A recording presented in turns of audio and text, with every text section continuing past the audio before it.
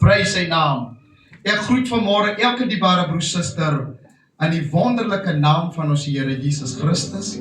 Ek groet vanmôre die kerk in geheel. Ek groet vanmôre ons leiers met hulle vroue in die mooi naam van Jesus. Prys sy wonderlike naam. Halleluja. Nou ons is vanmôre bevoorreg om saam met julle te kan wees en sê die Here is vanmôre vir ons goed.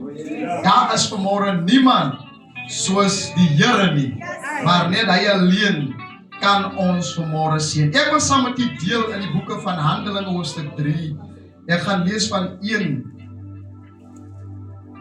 tot versie 6. Prys sy wonderlike naam. Die opskrif sê die genesing van die krepele gebore man. Die toespraak van Petrus in die tempel. En Petrus en Johannes het saam na die tempel opgegaan om die uur van die gebed, die 9de uur. En daar is 'n sekere man aangedra wat van sy geboorte af krepeel was. Hulle het hom elke dag neergesit by die tempelpoort wat die skone genoem word, om 'n almoes te vra van die wat in die tempel ingaan. Toe hy sien dat Petrus en Johannes die tempel wou binnegaan, het hy om 'n almoes gevra. En Petrus saam met Johannes het hom stip aangekyk en gesê, kyk na ons. Ek het sy oë op hulle gehou. En hy het sy oë op hulle gehou in die verwagting dat hy iets van hulle sou ontvang. Maar Petrus sê, silwer en goud het ek nie, maar wat ek het, dit gee ek vir jou. In die naam van Jesus Christus, die Nasareëner, staan op en loop. Halleluja. Nou vanmôre geliefdes, broer, suster, daar word gepraat van 'n man wat elke dag gedra was na die hek van die tempel. Dan word hy daar neergesit om almoese te vra by mense wat ingaan in God se huis. Maar op 'n sekere dag, toe kom daar 2 manne, vol moed, vol krag. Hulle sien uit van God se werk, wat vanmôre gedoen moet word. En hulle stap op na die huis van die Here. En toe hulle so aankom, sien hulle die man by die hek.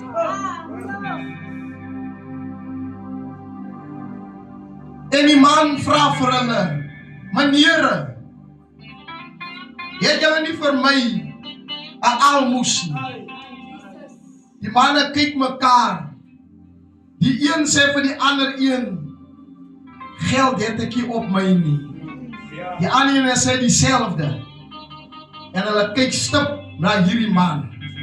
Die Bybel sê,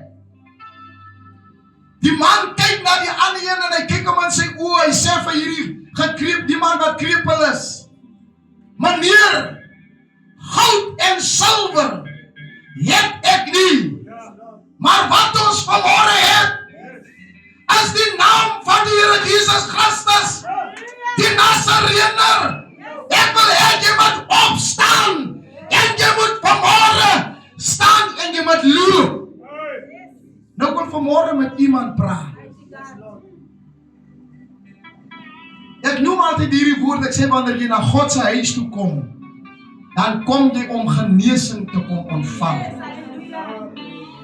En vanmôre baie keer is dit belangrik om tot binne in God se huis te kom en nie by die hek te sit en almoese te vra nie.